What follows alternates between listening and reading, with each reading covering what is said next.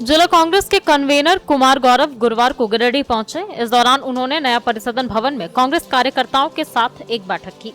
बैठक के दौरान उन्होंने उपस्थित कांग्रेसियों को कई दिशा निर्देश दिए। बैठक के बाद उन्होंने पत्रकारों से बातचीत करते हुए कहा कि राज्य की हेमंत सरकार राज्यवासियों के लिए बेहतर कार्य कर रही है। वर्तमान समय में झारखंड की राजधानी रांची में काफी तेज गति से विकास कार्य हो रहा है।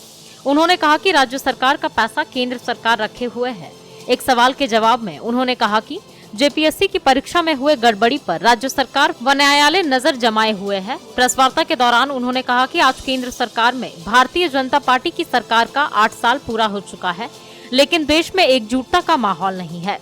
हमारे देश के क्रांतिकारी वीरों ने आपसी भाईचारा बनाए रखने के लिए जो बलिदान दिया था, वह भाईचारा कांग्रेस की सरकार में देखने को मिली थी, लेकिन भाजपा की सरकार के केंद्र में आते ही भाईचारा और एकजुटता समाप्त हो गई। आजादी का मुख्य उद्देश्य था कि हर व्यक्ति को अपना जीवन अपने अधिकार से जिए, लेकिन भाजपा की सरकार में जनता त्रस्त हो चुकी है। प्रेस वार्ता के दौरान इन्होंने श्रीलंका की चर्चा करते हुए भारतीय संदर्भ में कई उदाहरण दिए। इस दौरान इन्होंने देश में एकता और अखंडता बनाए रखने की वकालत भी की। मौके पर जिला अध्यक्ष नरेश वर्मा, सतीश केडिया, अजय सिन्हा, मंटू, उपेंद्र सिंह, संतोष राय, अमित सिन्हा समेत अन्य कांग्रेसी उपस्थित थे। आज श्रीलंका में भी सब लोगों ने एकजुट होकर के ये कहा कि नहीं, आपकी नीतियाँ गलत हैं, आपकी इकोनॉमिक जो नीति है वो गलत है, आपकी सोशल जो नीति है वो गलत है, और अब आप जाएं, लोगों के घर जला दिए।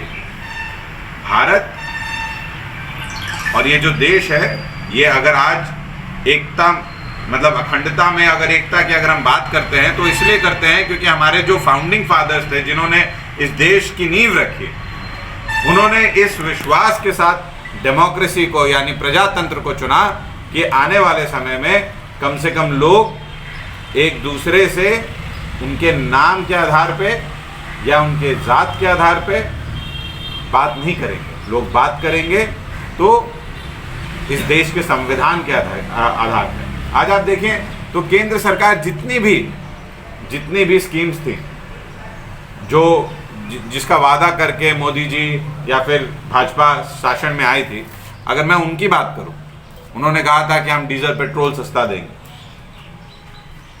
मुझे उसकी व्याख्या करने की ज़रूरत नहीं है कि डीजल और पेट्रोल आज की डेट में किस रेट पे पहुंचा हुआ है।